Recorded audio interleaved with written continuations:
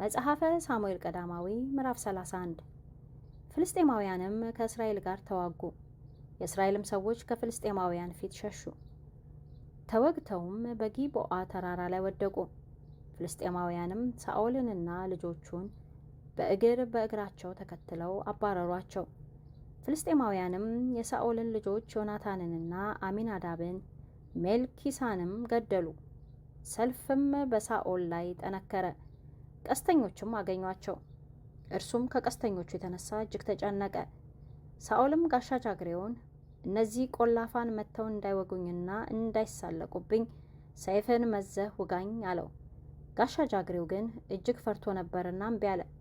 ሳኦልም ሰይፉን ወሰደ፣ በላይ ወደቀ። ጋሻ ጃግሬውም ሳኦል እንደሞተ ባየ ጊዜ እርሱ ደግሞ በሰይፉ ላይ ወደቀ፣ ከእርሱም ጋር ሞተ። በዚያም ቀን ሳኦል፣ ሦስቱም ልጆቹም፣ ጋሻ ጃግሬውም ሰዎቹም ሁሉ በአንድ ላይ ሞቱ። በሸለቆውም ማዶና በዮርዳኖስ ማዶ የነበሩ እስራኤላውያን የእስራኤል ሰዎች እንደሸሹ ሳኦልና ልጆቹም እንደሞቱ ባዩ ጊዜ ከተሞቹን ለቀው ሸሹ። ፍልስጤማውያንም መጥተው ተቀመጡባቸው። በማግስቱም ፍልስጤማውያን የሞቱትን ለመግፈፍ በመጡ ጊዜ ሳኦልና 3ቱ ልጆቹ በጊልቦዓ ተራራ ላይ ወድቀው አገኟቸው። የሳኦልንም ራስ ቆርጠው የጦር ዕቃውን ገፈው ለጣዖታቱ መቅደስ ለሕዝቡም የምስራች ይሰጥ ዘንድ ወደ ፍልስጤማውያን አገር ሁሉ ሰደዱ። የጦር ዕቃውንም በአስታሮት መቅደስ ውስጥ አኖሩት። ሬሳውንም በቤትሳን ቅጥር ላይ አንጠለጠሉት።